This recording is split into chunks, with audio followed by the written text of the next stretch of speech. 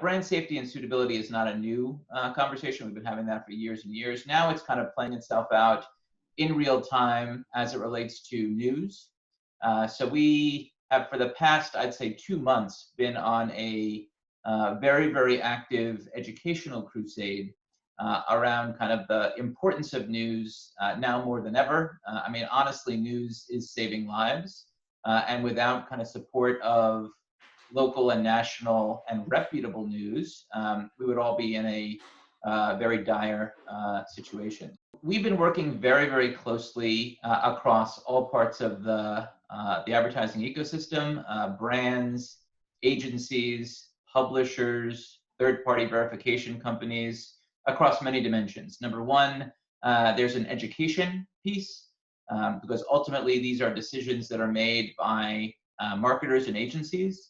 So we want to kind of educate the market on what's good for the brand, what is a potentially challenge for the brand in terms of kind of message association, et cetera. So that's been a clear and concerted effort. We've had a number of town halls, which we've kind of brought hundreds of people together to kind of educate them on opportunities for not just using broad, sweeping keyword blocking, but actually taking it a step further with understanding semantics and human language, natural language processing. So that's been really, really exciting. And we've actually made a difference.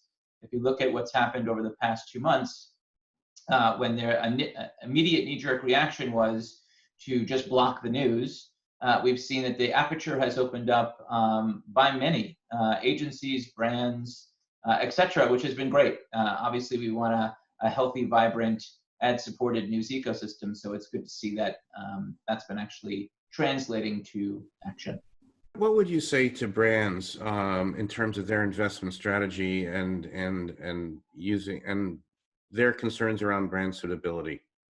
I mean, as an agency guy, I'm sure this has come up quite a lot. I might have had those conversations once or twice before in the past. So yeah, there's a spectrum of brands and their sensitivities, and that's appropriate. There are some brands that, obviously, depending on their vertical category or the types of consumers they're going after, they might be opening the aperture a little bit more for what some might consider to be a little bit more kind of cutting edge racy material. But every brand needs to have their view of kind of the world and where do they fit on that kind of brand suitability spectrum. And it's an entirely appropriate conversation to have.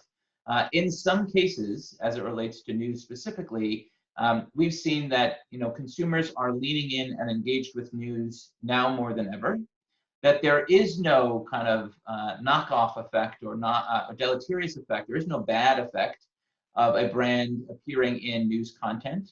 Much to the contrary, actually, consumers are actually, there is a positive association with news and news-related content. So the short answer to your question, it's totally appropriate. We've made huge strides in the industry, lots of opportunity to kind of think about it responsibly, as opposed to just painting a broad sweep of the industry, but using all the tools and technology that we have at our disposal to make sure that our brands are in the best possible areas.